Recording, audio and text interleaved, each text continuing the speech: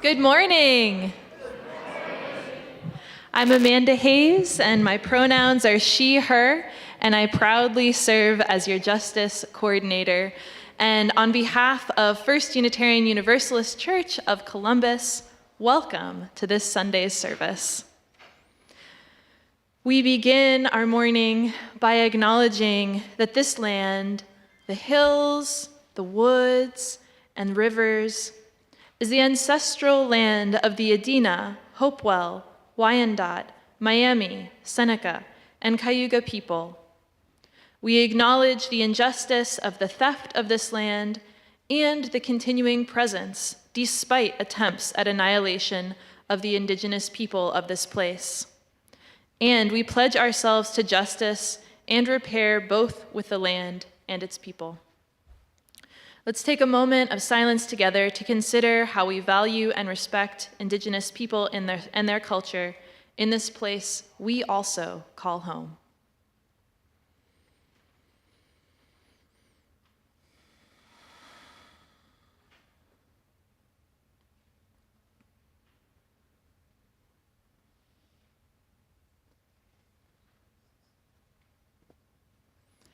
And now, please rise as you are willing and able to sing our opening hymn, number 347, Gather the Spirit.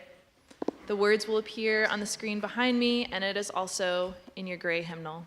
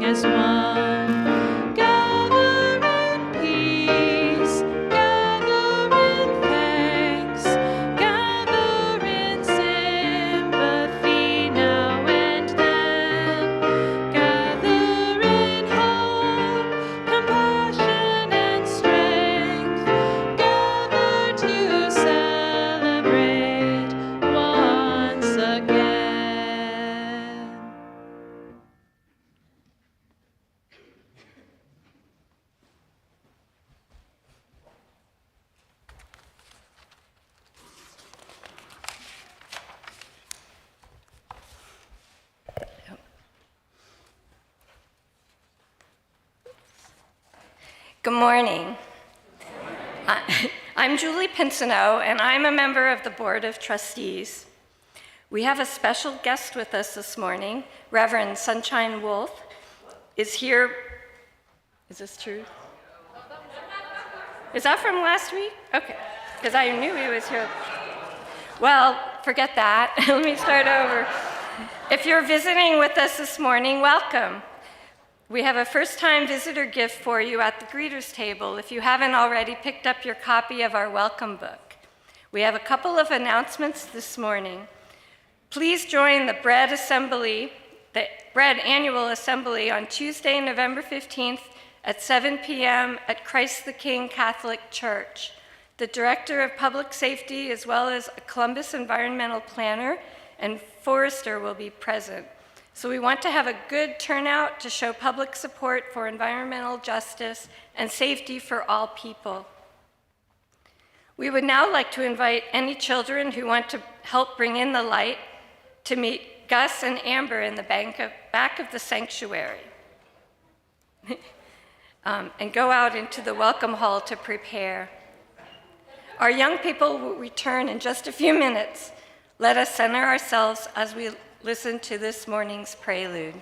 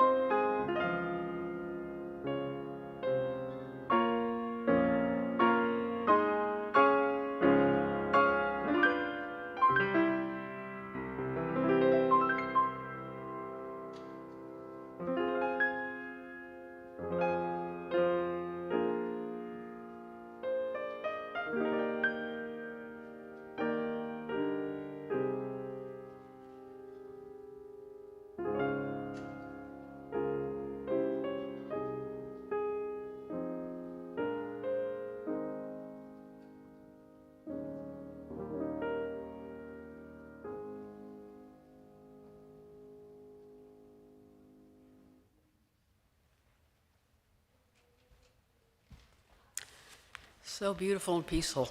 Thank you, Nathan. Good morning. My name is Reverend Kathleen Fowler, and my pronouns are she and her, and I'm so glad to be with you here this morning. It is now time for our children to bring in the light.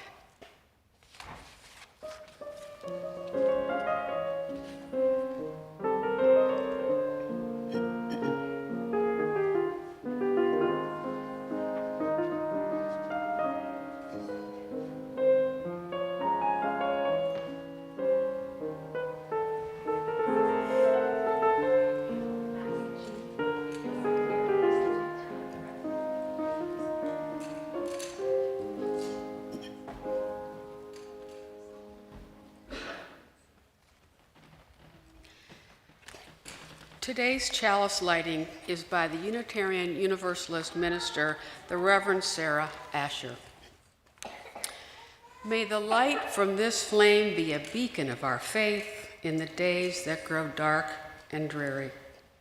May the light from this flame be warming to our spirits during nights of restless searching. May the light from this flame be a celebration of the truth, meaning, and joy we find within these walls and in our dreams.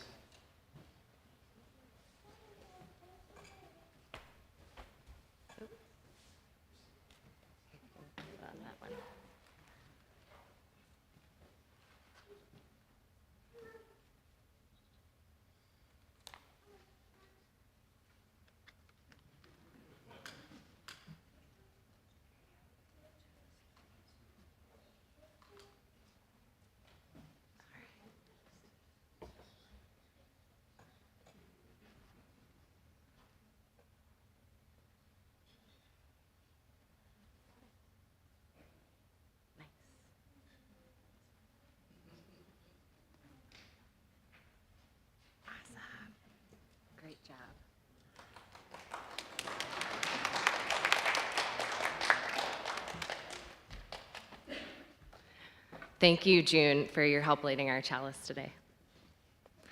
Good morning. Good morning. I'm Amber Scott, your Director of Religious Exploration, and my pronouns are she, they. For more information about our programs for children, youth, and families, or to volunteer, please email me at amber@firstuucolumbus.org. We had a little teacher and volunteer appreciation brunch this morning, so there are perks. Keep that in mind and maybe volunteer. Today's story is called The Paper Bag Princess, written by Robert Munch and illustrated by Michael Martinchenko. Elizabeth was a beautiful princess.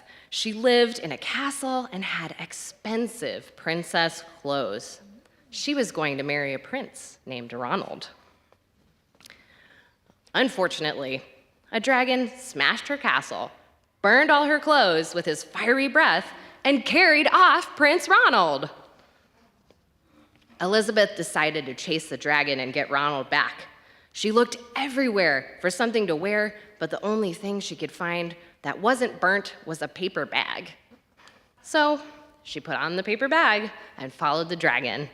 He was easy to follow because he left a trail of burnt forest and horse bones. Finally, Elizabeth came to a cave with a large door that had a huge knocker on it. She took hold of the knocker and banged on the door. The dragon stuck his nose out of the door and said, "Well, a princess! I love to eat princesses, but I have already eaten a whole castle today. I'm a very busy dragon. Come back tomorrow." He slammed the door so fast that Elizabeth almost got her nose caught. Elizabeth grabbed the knocker and banged on the door again. The dragon stuck his nose out the door and said, "Go away! I love to eat princesses, but I have already eaten a whole castle today. I am a very busy dragon. Come back tomorrow." "Wait!" shouted Elizabeth. "Is it true that you're the smartest and fiercest dragon in the whole world?" "Yes," said the dragon. "Is it true," said Elizabeth, "that you can burn up 10 forests with your fiery breath?" "Oh, yes," said the dragon, and he took a huge, deep breath and breathed out so much fire that he burnt up 50 forests. "Fantastic," said Elizabeth, and the dragon took another huge breath and breathed out so much fire that he burned up 100 forests. "Magnificent," said Elizabeth, and the dragon took another huge breath. But this time, nothing came out. The dragon didn't even have enough fire left to cook a meatball. Elizabeth said, "Dragon, is it true you can fly around the world in just 10 seconds?" "Why, yes," said the dragon, and jumped up and flew all the way around the world in just 10 seconds. He was very tired when he got back, but Elizabeth shouted, "Fantastic! Do it again!" So the dragon jumped up and flew around the whole world in just 20 seconds. When he got back, he was too tired to talk, and he laid down and went straight to sleep. Elizabeth whispered very softly, "Hey, dragon." The dragon didn't move at all. She lifted up the dragon's ear and put her head right inside. She shouted as loud as she could, "Hey, dragon!" The dragon was so tired, he didn't even move. Elizabeth walked right over the dragon and opened the door to the cave. There was Prince Ronald. He looked at her and said, "Elizabeth, you're a mess. You smell like ashes, your hair is tangled, and you're wearing a dirty paper bag. Come back when you are dressed like a real princess." "Ronald," said Elizabeth, "your clothes are really pretty, and your hair's very neat. You look like a real prince, but you are the worst." They didn't get married after all.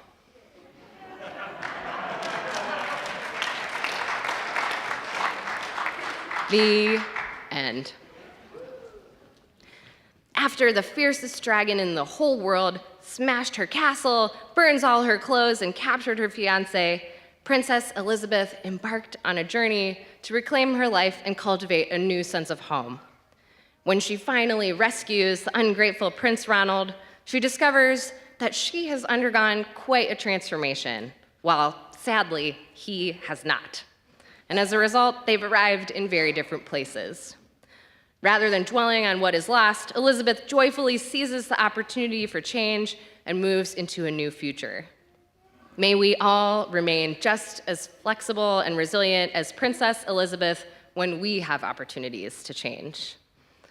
I now invite the congregation to stand as you are willing and able, and to form a sheltering arc of love as we sing our young people back to their families and out to class.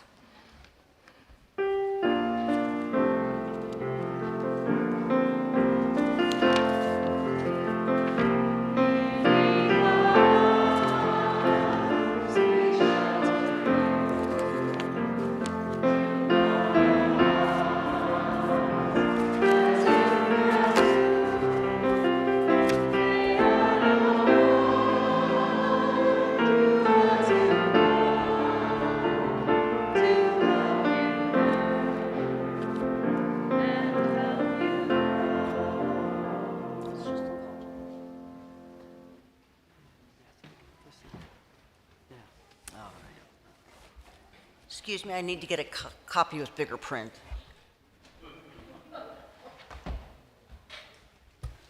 Not that anyone could relate to that. Our call to worship this morning.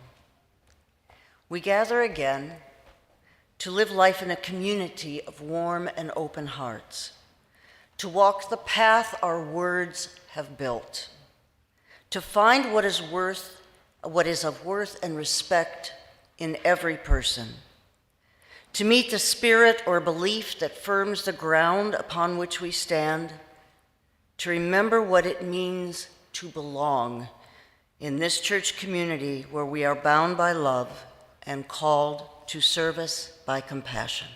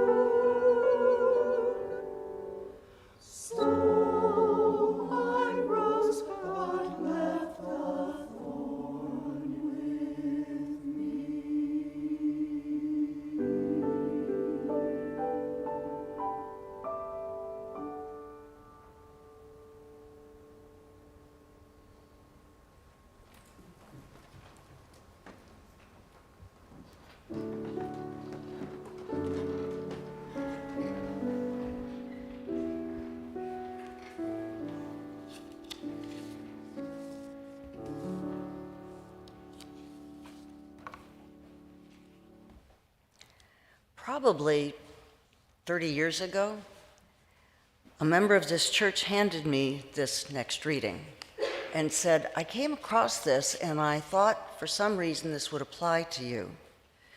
And little did he know how badly I needed to hear it. Sometimes I feel that my life is a series of trapeze swings. I'm either hanging onto the trapeze bar swinging along, or for a few moments in my life, I am hurtling across space in between trapeze bars. Most of the time, I'm hanging on for dear life to my trapeze bar of the moment. It carries me along at a steady rate of swing, and I have the feeling that I'm in control of my life. I know most of the right questions and even some of the answers, but once in a while I look ahead into the distance and see another trapeze bar that has my name on it. It is my next step, my growth, my aliveness coming to get me. In my heart of hearts, I know that for me to grow, I must release my grip on the present, well-known bar and move on to the next one. Each time it happens to me, I am filled with terror. It doesn't matter that at all my previous hurdles across the void of unknowing, I have always made it. Each time I'm afraid I will miss, that I will be crushed on the rocks below, but I do it anyway. Perhaps this is the essence of what the mystic calls the faith experience. No guarantees, no net, no insurance policy, but you do it anyway. Because somehow hanging on to the old bar is no longer on the list of alternatives. And so for an eternity that can last a microsecond or 1,000 years, I soar across the dark void. It is called transition. I have come to believe that it is the only place that real change occurs. I've noticed in our culture this transition is looked upon as a scary, confusing place that must be gotten through as fast and unconsciously as possible. What a waste. Transition zones should be honored, even savored. They are the most alive, passionate, expansive moments in our lives. So let's give ourselves permission to hang out in the transition between trapeze bars. It can be terrifying. It can also be enlightening. Hurtling through the void, we just may learn how to fly.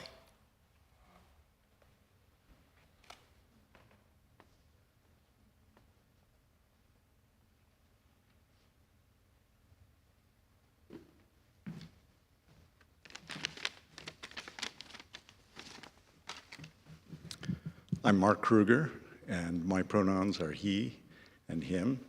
And this reading is, for me anyways, maybe grasping a new rung of a different trapeze. The reading comes from Henry Nouwen, from his work, The Wounded Healer. Henry Nouwen was a Catholic priest and theologian of Dutch origin who lived for a time in the United States and in Canada, who passed away, I think, in 1996, and is the author of several books. He writes, "In our world full of strangers, estranged from their own past, culture, and country, from their neighbors, friends, and family, from their deepest self and their God, we witness a painful search for a hospitable place where life can be lived without fear and where community can be found.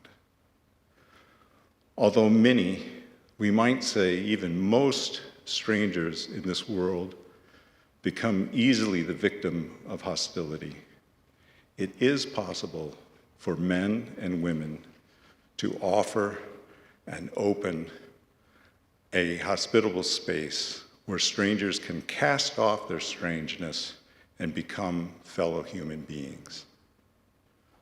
The movement from hostility to hospitality is hard and full of difficulties. Our society seems to be increasingly full of fearful, defensive, aggressive people anxiously clinging to their property and inclined to look at their surrounding world with suspicion, always expecting an enemy to suddenly appear, intrude, or do harm. But still, that is our vocation, to convert the hostis to hospice, the enemy into a guest, and to create the free and fearless space where brotherhood and sisterhood can be formed and fully experienced.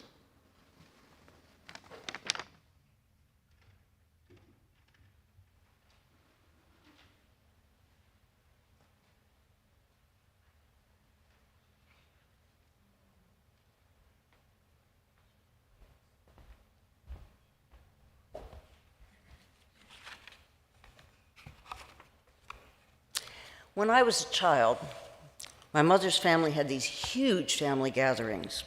There was a cousin who had a huge house in the country, and there were frequently parties and a reunion there every summer. Now, my grandmother was one of 9 children, and my grandfather was one of 18, so that made for 25 great aunts and uncles. What parties we had. And for those parties, weddings, anniversaries, first communions, there was always laughter, fun, lots of Eastern European food, and support.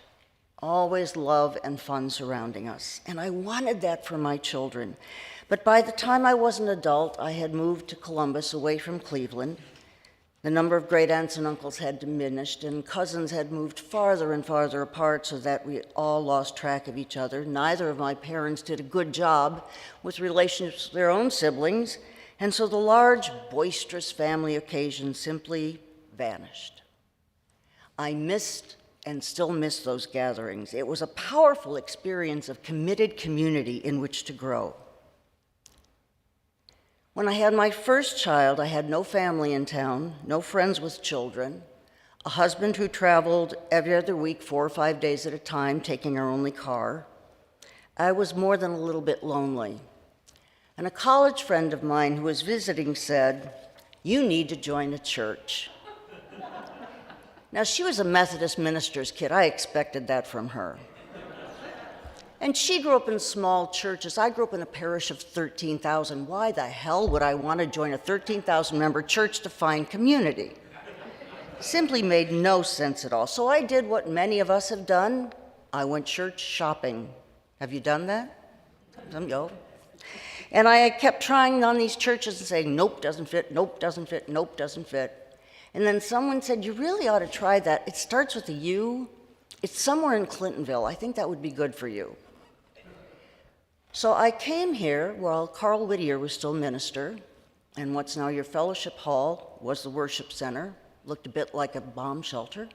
But I felt, oh my gosh, I'm home. Here was a place where I was encouraged to think, where I was challenged to explore what I believed, to wonder, to question. With time, that sense of belonging and connection became palpable for me. I could breathe a little deeper and sit more comfortably in whichever folding chair I occupied each Sunday. Among strangers, I found a community and a sense of home again. And when I joined the choir, I joined the church in 1984, and when I joined the church, I found that strong and caring extended family I'd been missing.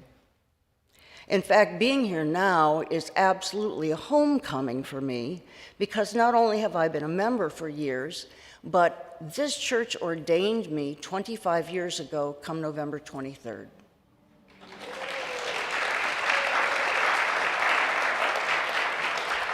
This is the stole the choir had made for me. I bought another stole along the way and gave it away. This is the only one I've ever worn, because every time I put it on, I feel that family. All communities go through transitions and changes, just like families, just like we all have. And whether it's the community, a family, or institution, more to the point, we've all experienced challenges. and changes and transformations. And when we do so with the support and in a community, it's so much easier if we have a home where it's safe to transform. Now, please understand, I am not suggesting that changes and transformations and experiences are smooth and consistently supported, or that they're always easy in a community. And I'm sure that each of us is either going through or can remember a time when we felt abjectly alone in a time of transformation and change. Simply heard, not understood, and that there was no one in the world aware of our pain and our struggle. Unfortunately, no matter how secure we hope to be, change is inevitable. When my precocious daughter was 2.5, we moved to a new home. And I took Anne there, showing her new big bedroom, her new big backyard, the new big house. And Anne, as many of you know her, would not be surprised, put her hands on her little hips at the time and said, "Mama, you know I don't like change." She still says the same thing. And how many times have I felt like that 2-year-old? Whether it's an individual or a community change, change is tough, yet it's a constant in our lives. Helen Keller said, "Security is mostly a superstition. It does not exist in nature, nor do the children of humans as a whole experience it. Avoiding danger is no safer in the long run than outright exposure. The fearful are caught as often as the bold." Now, there's a difference, I believe, between transitions and transformations. A transition is the movement toward a transformation, and the transformation is the outcome. And transitions, regardless of the reading I did earlier, I have to admit, are the messiest, hardest part of change and require great work and a commitment. Transitions are where many of us individually or as a community get stuck. Because like my 2-year-old, we don't like change, and unless we initiate it ourselves, it's just simply not going to work.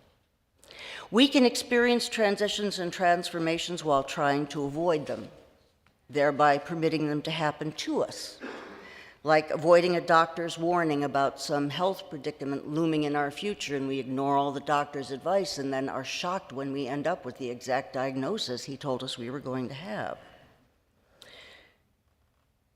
And sometimes change is shockingly and painfully thrust upon us, like the diagnosis our doctor gives us, and she hates to say the words herself.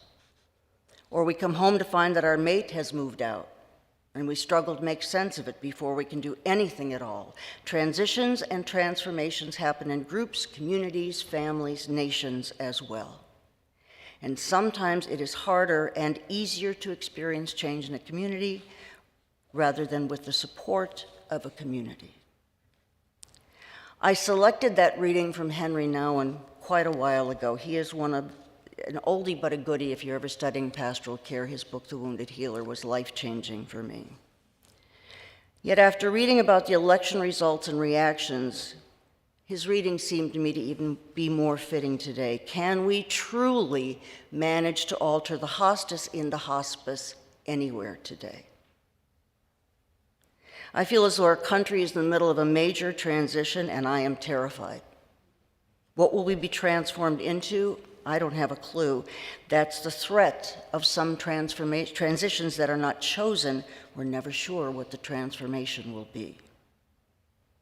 It can almost be beyond our human abilities to embrace a transition and engage it with full awareness and enthusiasm. There's one necessary and often unrealized aspect to healthy transitions in communities in any relationships, and that is trust. That line from Henry Nouwen haunts me. The movement from hostility to hospitality is hard and full of difficulties. What an understatement. Perhaps the trust that allows us to change with intentionality is most clearly seen in those of us we know who trusted themselves enough to be truly who they are, and then with guts and determination made the transition by asking to be identified as they and them, until they finally feel understood and seen. When a community or family is impacted by transitions, it's more complicated as to whether or not trust can be found anywhere. I remember the pain and anxiety of becoming a single mother and the responsibility to help my children through all the challenges and changes. However, I could not tell them my experience and knowledge of what my marriage had been without causing damage to their relationship with their father. Having to withhold so much information made it so hard for me to help them negotiate the transition and be sure that I was always doing the right thing. And I had a very hard time trusting my own instincts that each step I was taking was the right one. I think trust in communities is harder. In my journey through ministry, although the majority of it has been in pastoral care and loss and grief, I've served as chaplain, I've served congregations as pastoral community minister, I've served as a parish minister, as interim minister. I have witnessed and participated in major transitions and minor transitions in these communities, and I know that trust can be almost impossible to hold on to. And sometimes it is impossible. We are so convinced that we need and deserve to know every fact behind a transition that we have a hard time trusting those who make decisions. And without the facts, it's hard for us to trust this is the right decision, or that people acted with good intent and all the information because we don't have it ourselves. Usually they deserve our trust. Sometimes they don't. I wonder how many of us have any trust in our political system today to make the right decisions. It seems so easy to lose our information without having the information. Our questions are, I think it's harder today because of instant knowledge. Our questions are answered immediately with just a few keystrokes. It can be tricky to remember that all information is subjective, just as history, as is insight, as are points of view, and that some information should be confidential, not public. Hence, our age of instant information, misinformation, has created a misled and sizable portion of our population. They might say the same thing about me. Can that same thing happen in smaller communities? Can we become so mired in what we know and what we don't know that we forget there is another side? I rarely hear the phrase for the common good anymore. When's the last time any of you heard someone say they were doing something for the common good and not for their side? How desperately I want to hear that from some politician who says it with conviction and meaning. I'm as guilty as everyone else. I want what I believe is right and just, and so do those of opposing sides. Of course, I'm right. Which is why those who believe differently than I do hold on to their version of the truth as dearly as I hold on to what I believe are my facts and data, forgetting that they are subjective. With all this righteousness being thrown around, some of which is honorable and accurate, and some of which is based on rumors, lies, and subjective interpretations, we are in the midst of a two-party system in which compromise and the common good seem to belong only in our history. Isn't that a shame? There was a time when we looked at the voting record of our politicians. I'm a dyed-in-the-wool independent, and I used to look at the voting record of people and decide that told me what their principles and ethics were, and those were the people I would vote for. I don't know what the heck to do anymore. Honestly, I remain a devoted fan of questioning paradigms and challenging those in whom I have placed my trust. In fact, I was talking to my daughter Anne the other day, and we were talking about the sermon, and that I came upon this reading about transitions and transformations and now, and I said, you know, it's really hard for you used to change. And she said, Ma, you raised me to question everything, didn't you? Still a brat today. But I am a devoted fan of questioning paradigms and asking questions. But I long for the days when we could trust those in our communities and families to make wise decisions, to simply trust because we knew them. I desperately wanted my children to trust their parents, that they had made the best decision for the entire family, regardless of how painful and difficult it was. And I pray to this day that they did trust and do trust that decision. My mother died in April. Since she had lived almost all of her last 33 years in Columbus, we came here for her memorial service. On the drive from Cleveland down here, I was both grieving and overcome with details and plans. I had stupidly decided that I wanted to participate in her memorial service. It's really a dumb thing to do. You shouldn't make those decisions when you're brokenhearted. And I arrived in the parking lot thinking about all these things I had to do. Sorry, allergies, you know. And I walked through those doors and without thinking said, oh, thank God I'm home. And the tears I couldn't let out since her death just erupted all over my face, ruined my makeup. It was really But I was home. Why did I have such a powerful reaction to moving through those very doors? Excuse me. Because this congregation, this church community, blessed me and challenged me through the worst and best moments in my life. It has been my family in ways I hope many of you have experienced. For me, this has been a healing community. This community has supported members through divorces, job losses, the deaths of loved ones, conflicts, and more pain and heartache than you will ever know. For many of us, this community has also celebrated marriages, coming out, finding love, finding jobs, becoming yourself, and so much more. This congregational home itself has been held up and challenged by members during many conflicts and shifting paradigms, and sometimes just for sheer orneriness' sake. And in every case, it has remained, and I believe because of its struggles, become stronger. Personally, if it were not for this community's ability to trust me in who they believed I was, as I wobbled through the tough stages and stupid mistakes in my life, then my life and the lives of my family would not be what they are today. In the midst of whatever I was going through, and I went through a lot, I could not come to a choir rehearsal without people checking in on me, offering support, pointing out what mistakes I was making. In other words, they were my family, and this was home. When I became the director of religious education here, I continued to experience both support and challenge. One of my favorites was a letter I got from a congregation member that my hair was too long, my skirts were too short, and I was seen whispering to someone, so I must be gossiping about congregants. As such is ministry.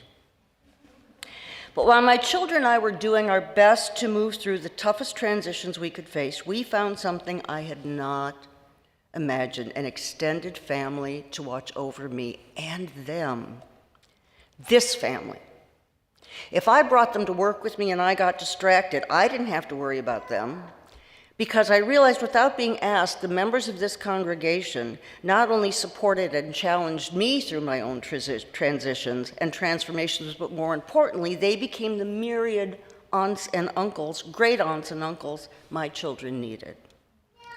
Most people were patient and supportive of my children. Like, all of you remember the Weeks Grant wore that tiger costume from the preschool because he only felt secure in that, and not one person in this congregation teased him. His brothers and sisters did, but not the members of the congregation. My children also could not get away with anything. If I was preaching and Grant needed to sit on the floor and cling to my leg, no one said a word. But if my kids misbehaved out there, I heard about it, and so did they, from whoever happened to be nearby. They couldn't get away with anything, and it was wonderful, because no one was mean, no one was cruel. People just kind of guided them back to kinder, gentler behavior. This congregation believed in all of us so much that we left here stronger, more certain of who we are, with shared beliefs and ethics, because this community trusted us to come out well. This community loved us, not without challenge, but through everything. We were trusted to become our best selves, and that made all the difference. There was a moment during my youngest son Grant's senior speech, I don't know if any of you remember this, but I do remember there were not many dry eyes in the church. Grant talked about the care this congregation gave him and his siblings, and how important that was, and how much it meant to the whole family. He shared some of these memories and ended it by saying, "Some of my classmates have told you that they grew up in this church, but I can honestly say that I was raised by this church." And that's a statement I hear from Grant today, even though, believe it or not, he's 36. He still tells people he was raised by this congregation. This church home was at its best when it both challenged and loved us through our lives, and trusting us to be who they knew us to be, even if we were so confused. A healing community is not necessarily one that avoids the challenges that brings about change and growth. The members of a strong church community understand that embracing the work involved in moving through challenges and change requires both their commitment to the congregation and their commitment to the church and their commitment to the community of the church. Although the changes we choose and that are not our choice can be painful and difficult, their gift is the opportunity to grow into stronger community and stronger selves. As a single mother, new single mother, there were very many family conversations we had at dinner that were tough. And at the end of one, without thinking, I came upon two statements that have become family mottos that my children, as their adults, will annoyingly repeat to me at just the appropriate moment. The first one is, just because it's hard doesn't mean it's bad. It just means it's hard. And the second is, together, we can get through anything. Those two statements have been foundational for my family, and they should be true for all families and communities and friends and countries. That is what I felt when I walked through those doors after my mother died. I returned to the one place that loved me, argued with me, challenged me through the hardest transitions and transformations of my life. The reason my tears streamed then and now is, as I've said, I'm home. And I'm home. Two things returning home happened to me. First, I think just because it's hard doesn't mean it's bad. It just means it's hard. And the second, when I walk through the doors, I know that together we can get through anything. Don't you ever forget that. So may it be, and blessed may it be. Amen.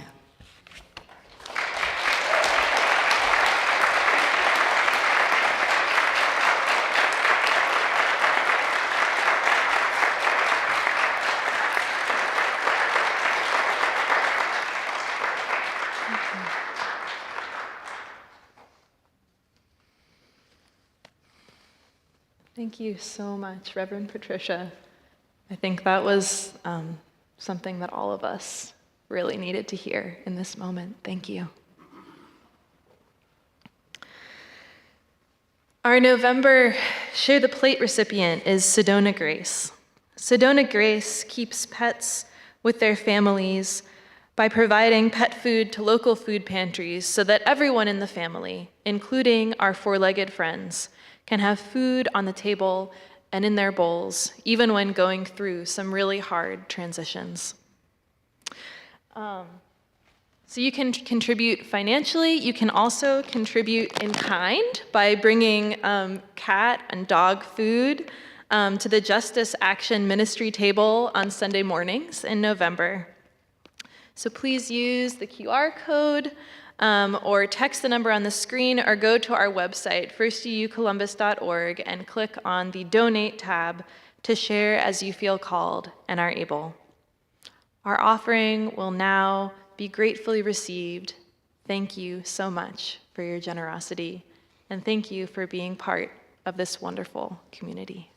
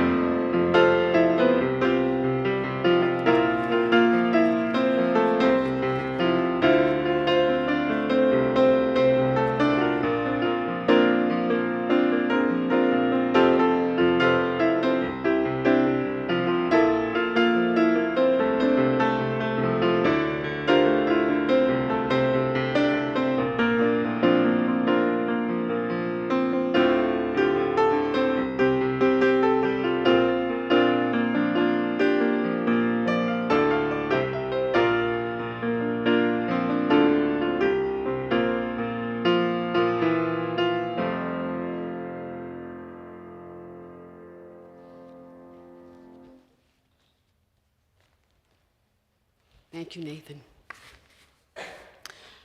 Our caring meditation this morning is authored by Richard Wagamese, who was an Ojibwe from the Wabaseemoong independent nation in northwest Canada.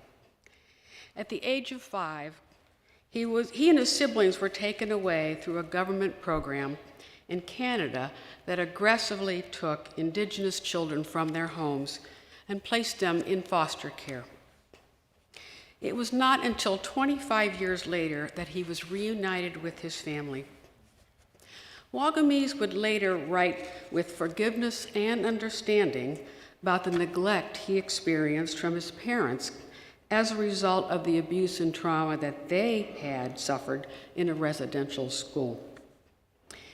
This painful legacy would become a reoccurring theme throughout his work. Wagamese was recognized as one of Canada's foremost First Nations authors and storytellers. My life has been changed by the use of a single word, yes. Leaving school at 16, having only completed grade 9, I was untrained and unskilled at anything. I struggled for years, homelessness, in dire poverty, lost. Then one day, a possibility was presented to me to become a storyteller, and I said yes. A journalism career, more than a dozen books, and numerous honors later, it's all because of that yes. There are 1,000 ways to say no, but I can't, it's impossible, it's too late. But there's only one way to say yes, with your whole being. When you do that, when you choose that word, it becomes the most spiritual word in the universe, and your world can change.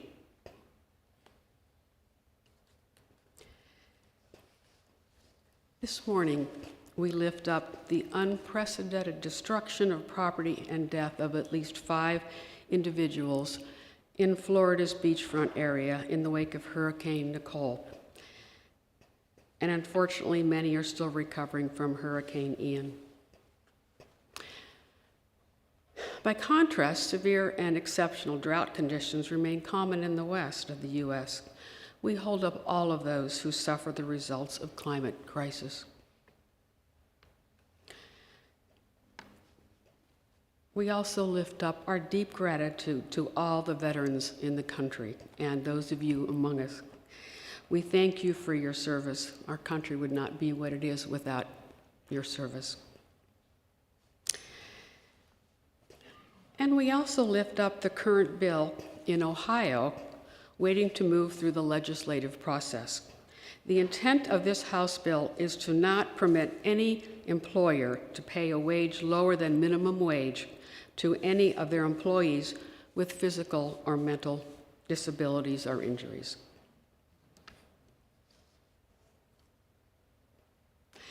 Today we sit surrounded by these many connections, both invisible and visible, that remind us every day that we are not alone.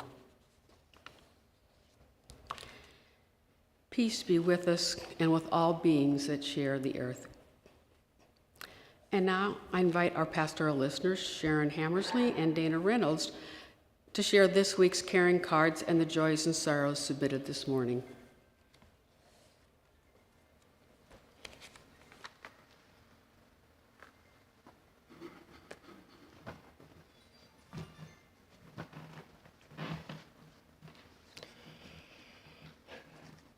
Ooh, gotta change this. The first joy I want to share is my own joy. Nathan Ham is now wearing street shoes on both feet.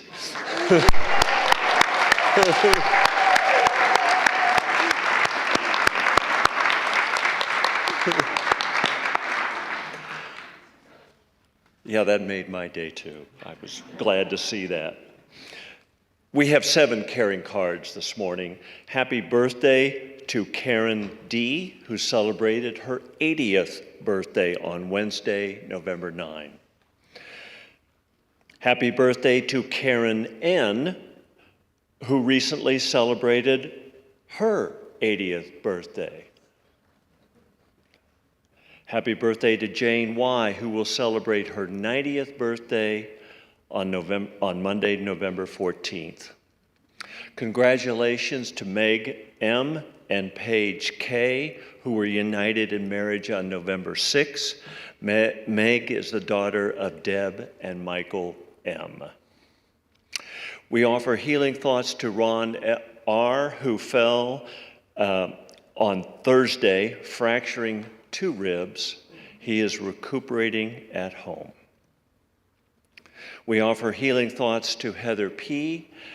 She was recently diagnosed with long COVID syndrome and a recent concussion. We offer deep sympathy to Donna A. and Christine M. Donna's 42-year-old cousin died by suicide last week, leaving her husband and their 11 and 13-year-old daughters. We encourage you to visit the Caring Table in Beach Hall after the service to sign cards. There will be a long queue, I suspect. Whether or not you know these people, this is a long-time tradition of signing cards in person, and it is an important outreach to members and friends. And you can say hello to some of our volunteers who set up the caring cards. And there are lots of caring cards today.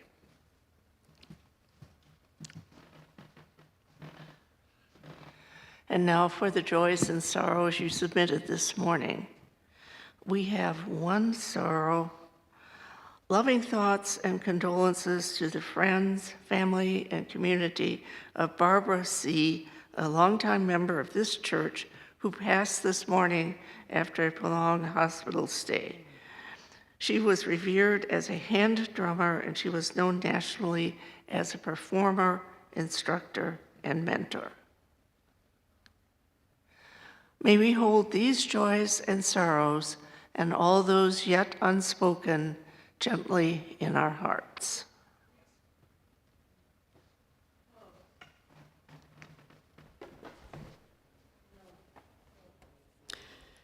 As I ring our temple bell, I invite you into a moment of shared silence, to reflect, to imagine, to pray, or simply to breathe.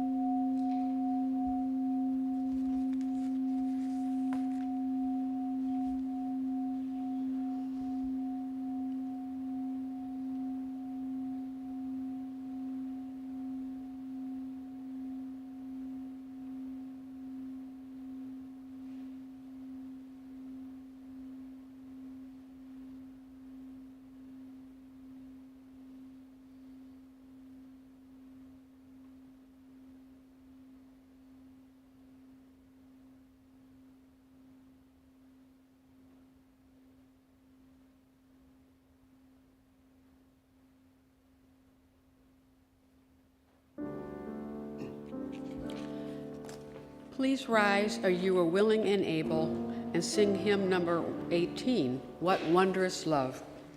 The words will appear on the screen, and you can also find them in our gray hymnal.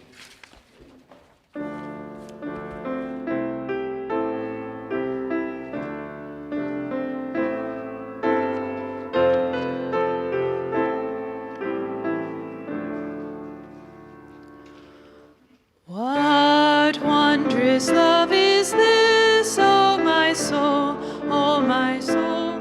What wondrous love is this, O my soul?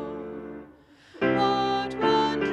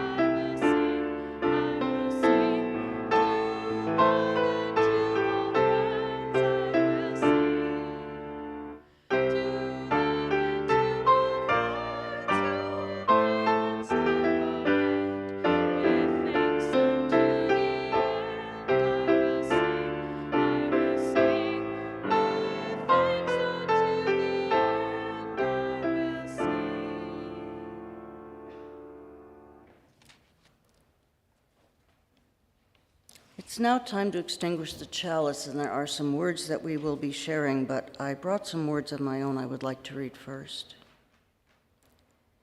May you have come to this place with the best of yourself, or with whatever part of yourself you could bring, and what part needed to be here today. May the connecting of hearts and souls, so foreign or frightening or welcome, have been a source of comfort for you today. And may it be that this time of gathering and acceptance has allowed each of you to be who you are, because you can be nothing else. And may the connection and love you felt be strength you take away and the reason you will return. And until then, may all that is holy be with you. May you always be mindful of the sacred that surrounds you. So be it, and amen. And now our shared closing words. We extinguish this flame, but not the light of vision. And we go forth, let us heal and transform ourselves in the world.